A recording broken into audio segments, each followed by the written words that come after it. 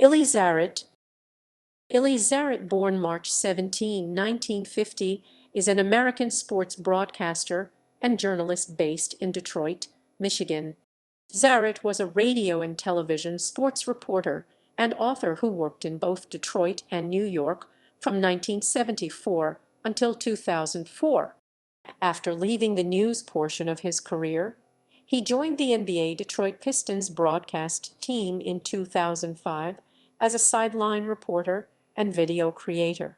In 2018, he created a podcast called No Filter Sports with fellow sports reporter Bob Page and former star pitcher Denny McLain, baseball's last and only living 30-game winner.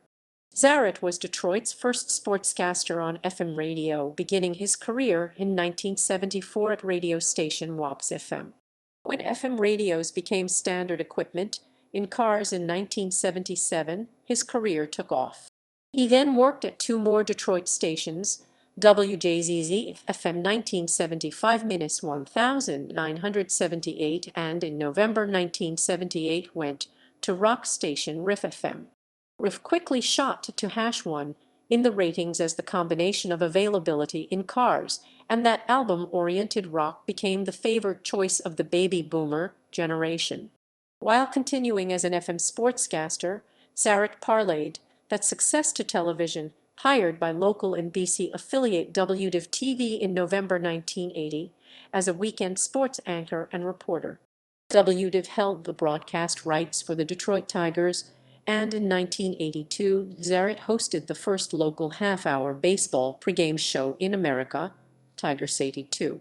In 1986, he was hired away by WJBK-TV in New York as the station's lead sports anchor. In 1988, Zaret returned to Detroit, becoming sports director and lead sports anchor at WJBK-TV, while also returning to radio at WCSX-FM. In 1990, he was paired with McLain for the Eli and Denny show on WJBK-TV. McLain, after a stint in prison in Florida, had returned to Detroit as a radio talk show host at WXYT-AM. Their show was a ratings success and lasted until 1994, when McLain again ran afoul of the law.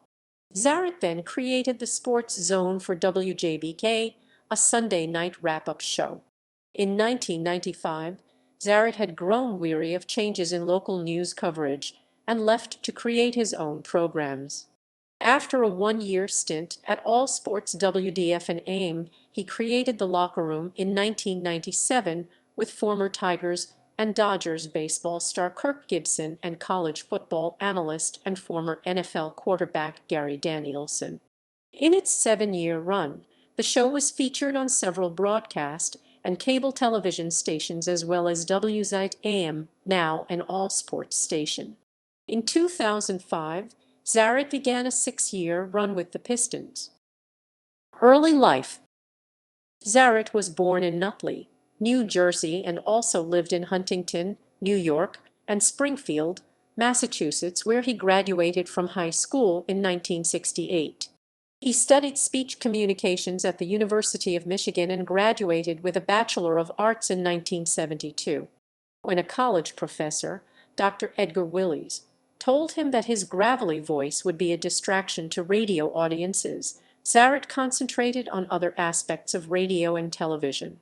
When at a party in 1974, John Petrie, the program director at WXYT-FM, heard him speaking in animated fashion about sports and invited him for an audition and subsequently a job doing sports commentaries. Unavailable in cars without a special converter, FM radio was a medium for music enthusiasts, garnering ad revenues representing a mere fraction of AM radio.